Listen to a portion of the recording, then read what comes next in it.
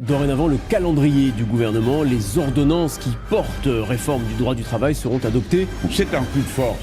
Et M. Macron a une politique de choc social. Je vous demande de bien apprécier l'ampleur de ce qu'il a décidé.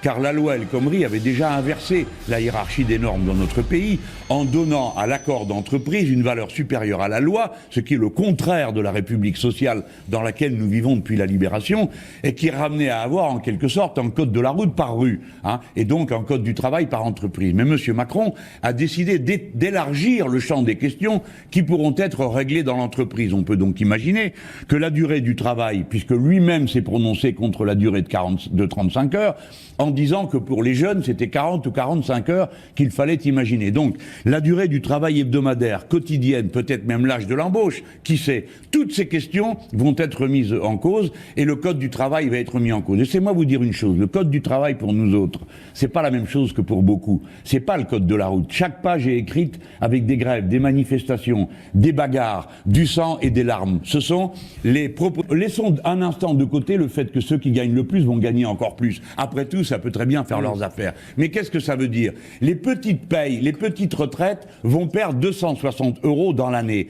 Écoutez, c'est très grave. Pourquoi? Parce que si vous regardez ça individuellement, il y a des gens qui vont basculer dans la pauvreté à cause de ça. Ça va tomber le mois où ils payent pas le loyer, où ils payent pas l'électricité et où ils vont avoir toutes sortes de problèmes. Mais si vous regardez en macroéconomie, c'est-à-dire la somme que ça va retirer de la consommation populaire, car la consommation des gens qui gagnent 1200 €, c'est qu'ils dépensent 1200 € parce qu'il n'y a pas moyen de faire autrement. Ça fait 20 milliards de moins retirés de l'activité. Alors dites-moi, monsieur l'économiste, si vous trouvez que c'est le moment de retirer 20 milliards de l'économie réelle. Vous ne prenez qu'un côté de l'équation. Vous savez très bien qu'il y a un gain net. Enfin, en tout cas, c'est ce que dit le projet du gouvernement. Vous et moi, voilà. Nous ne gagnons pas 1200 €, monsieur. Nous gagnons plus. Eh bien, nous, quand nous avons 200 ou 300 € de plus, ne me dites pas qu'on court les dépenser, ce n'est pas vrai. Ça va rentrer dans une logique d'épargne qu'aussi bien tout le monde observe. On voit que l'épargne des hauts salaires augmente parce que les hauts salaires savent qu'ils sont menacés eux aussi par la précarité et que donc il y a des niveaux de rendement de l'épargne qui ne retrouvent pas dans l'activité réelle. Donc racontons pas d'histoire, c'est 20 milliards de moins. Vous auriez raison si vous et moi, gagnant 200 € de plus ou 300 € de plus, on se précipitait pour aller acheter au magasin du coin de la nourriture de plus. Ce n'est pas vrai. Alors, le problème arithmétique est posé, j'en reviens. Non, c'est un problème économique. Alors, est-ce que retirer 20 milliards de l'économie réelle, c'est une bonne idée? Il reste quelques mots des syndicats, Jean-Luc Mélenchon. Mais les premières rencontres avec les syndicats se sont plutôt bien passées. Ah, ce serait un véritable cadeau. Alors, Mélenchon plus dur que les syndicats. Mais c'est le chef de l'État lui-même qui, répondant à M. Le Drian, qui lui dit comment ça s'est passé, a répondu ça s'est très bien passé, j'aurais rien dit. Alors, dans ces conditions, en effet,